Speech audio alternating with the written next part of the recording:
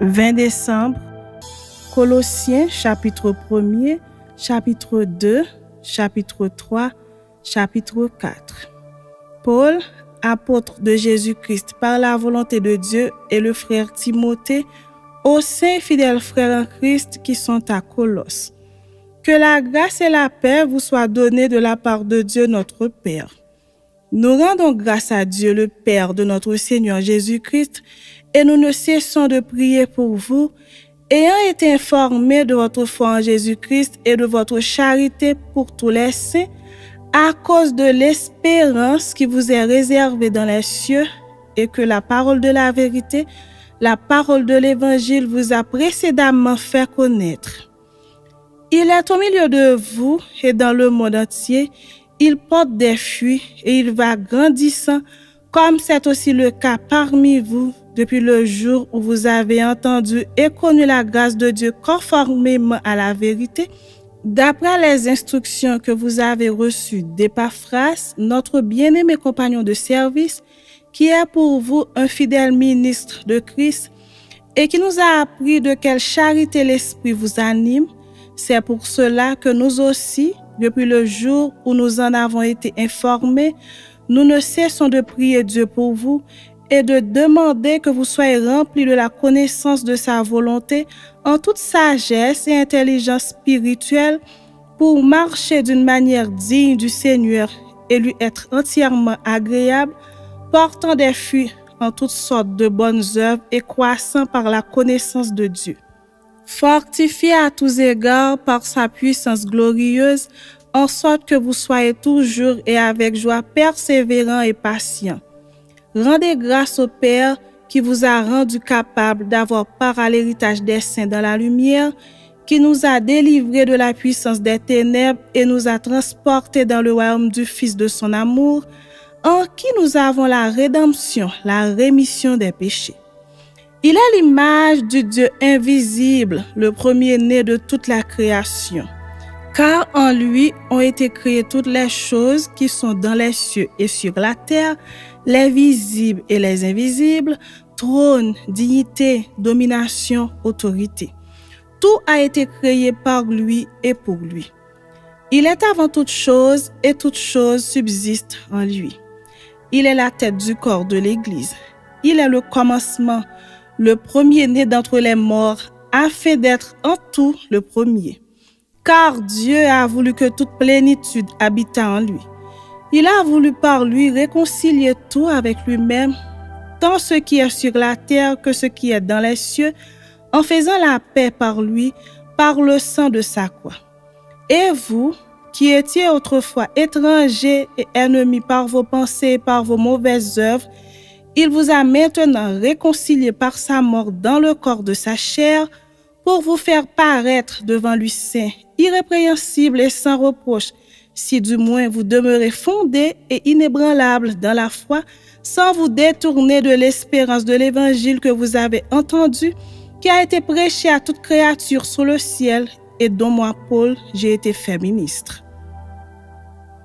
Je me réjouis maintenant dans mes souffrances pour vous, et ce qui manque aux souffrances de Christ, je l'achève en ma chair pour son corps qui est l'Église.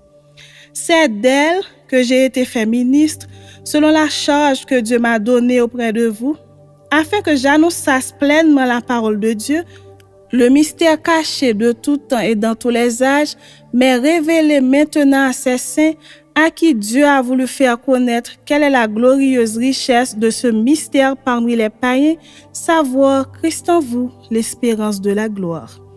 C'est lui que nous annonçons, exhortant tout homme et instruisant tout homme en toute sagesse, afin de présenter à Dieu tout homme devenu parfait en Christ. C'est à quoi je travaille en combattant avec sa force qui agit puissamment en moi. Chapitre 2. Je veux en effet que vous sachiez combien est grand le combat que je soutiens pour vous et pour ceux qui sont à Laodicée et pour tous ceux qui n'ont pas vu mon visage en la chair, afin qu'ils aient le cœur rempli de consolation, qu'ils soient unis dans la charité et enrichis d'une pleine intelligence pour connaître le mystère de Dieu, savoir Christ, mystère dans lequel sont cachés tous les trésors de la sagesse et de la science. Je dis cela afin que personne ne vous trompe par des discours séduisants, car si je suis absent de corps, je suis avec vous en esprit, voyant avec joie le bon ordre qui règne parmi vous et la fermeté de votre foi en Christ. Ainsi donc, comme vous avez reçu le Seigneur Jésus-Christ, marchez en lui, étant enracinés et fondés en lui et affermis par la foi d'après les instructions qui vous ont été données et abondez en actions de grâce. Prenez garde que personne ne fasse de vous sa proie par la philosophie et par une vaine tromperie, s'appuyant sur la tradition des hommes, sur les rudiments du monde et non sur Christ. Car en lui habite corporellement toute la plénitude de la divinité. Vous avez tout pleinement en lui, qui est le chef de toute domination et de toute autorité, et c'est en lui que vous avez été circoncis d'une circoncision que la main n'a pas faite, mais de la circoncision de Christ, qui consiste dans le dépouillement du corps de la chair.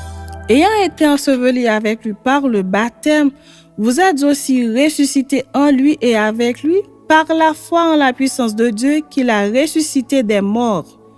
Vous qui étiez morts par vos offenses et par l'incirconcision de votre chair, il vous a rendus à la vie avec lui en nous faisant grâce pour toutes nos offenses. Il a effacé l'acte dont les ordonnances nous condamnaient et qui subsistait contre nous, et il l'a détruit en le clouant à la croix. Il a dépouillé les dominations et les autorités et les a livrées publiquement en spectacle en triomphant d'elles par la croix.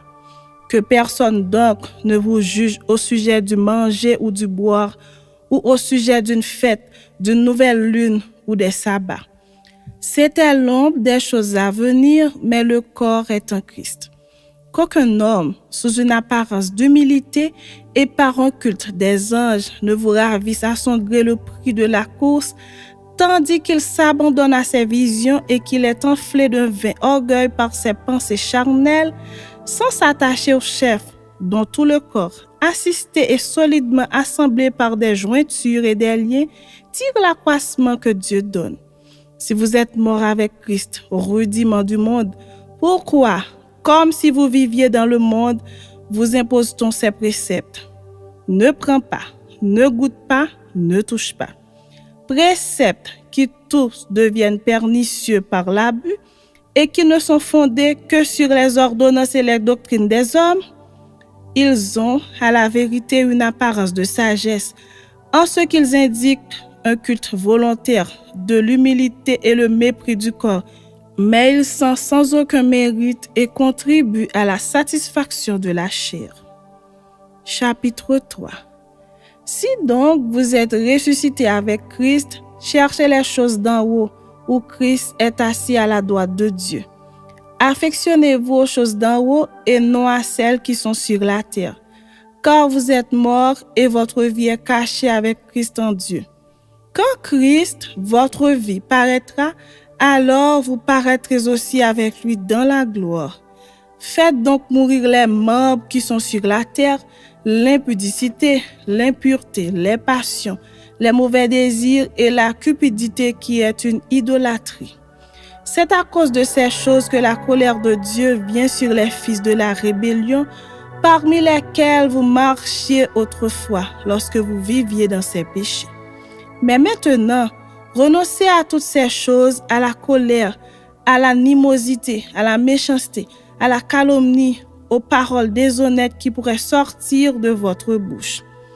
Ne mentez pas les uns aux autres, vous étant dépouillés du vieil homme et de ses œuvres, et ayant revêtu l'homme nouveau qui se renouvelle dans la connaissance selon l'image de celui qui l'a créé. Il n'y a ni grec, ni juif, ni circoncis, ni incirconcis, ni barbare, ni scythe, ni esclave, ni libre, mais Christ est tout et en tout. Ainsi donc, comme des élus de Dieu, saints et bien-aimés, revêtez-vous d'entrailles, de miséricorde, de bonté, d'humilité, de douceur, de patience. Supportez-vous les uns les autres, et si l'un a sujet de se plaindre de l'autre, pardonnez-vous réciproquement. De même que Christ vous a pardonné, pardonnez-vous aussi. Mais par-dessus toutes ces choses, revêtez-vous de la charité qui est le lien de la perfection. Et que la paix de Christ, à laquelle vous avez été appelés pour former un seul corps, règne dans vos cœurs, et soyez reconnaissants. Que la parole de Christ habite parmi vous abondamment. Instruisez-vous et exhortez-vous les uns les autres en toute sagesse par des psaumes, par des hymnes, par des cantiques spirituels, chantant à Dieu dans vos cœurs sous l'inspiration de la grâce. Et quoi que vous fassiez, en parole ou en œuvre, faites tout au nom du Seigneur Jésus, en rendant par lui des actions de grâce à Dieu le Père. Femmes, soyez soumises à vos maris, comme il convient dans le Seigneur. Maris, aimez vos femmes et ne vous aigrissez pas contre elles. Enfants, obéissez en toutes choses à vos parents, car cela est agréable dans le Seigneur. Pères, n'irritez pas vos enfants, de peur qu'ils ne se découragent. Serviteurs, obéissez en toutes choses à vos maîtres selon la chair, non pas seulement sous leurs yeux, comme pour plaire aux hommes, mais avec simplicité de cœur dans la crainte du Seigneur. Tout ce que vous faites, faites-le de bon cœur, comme pour le Seigneur et non pour des hommes, sachant que vous recevrez du Seigneur l'héritage pour récompense.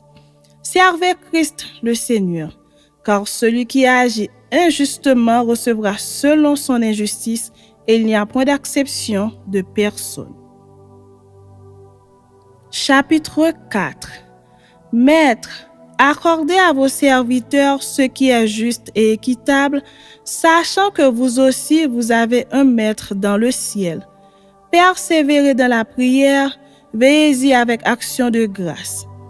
Priez en même temps pour nous, afin que Dieu nous ouvre une porte pour la parole, en sorte que je puisse annoncer le mystère de Christ pour lequel je suis dans les chaînes et le faire connaître comme je dois en parler.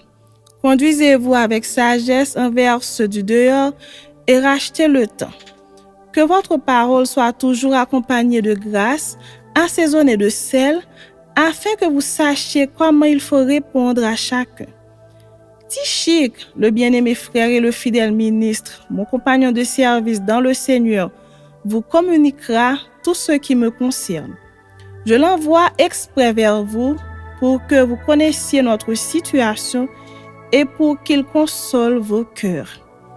Je l'envoie avec Onésime, le fidèle et bien-aimé frère qui est des vôtres.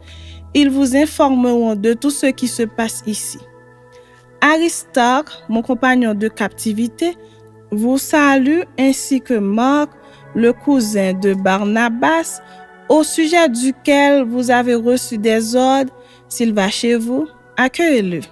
Jésus, appelé Justus, vous salue aussi.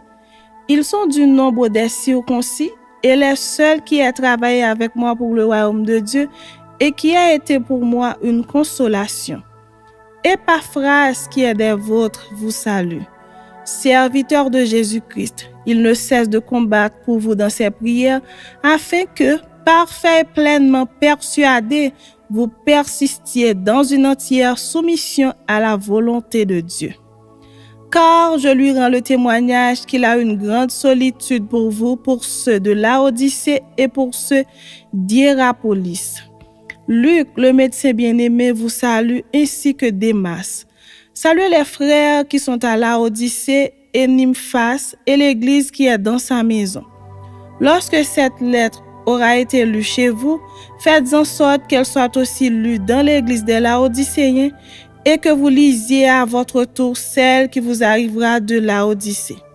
Et dites à Archippe, prends garde au ministère que tu as reçu dans le Seigneur, afin de le bien remplir. Je vous salue, moi Paul, de ma propre main. Souvenez-vous de mes liens, que la grâce soit avec vous.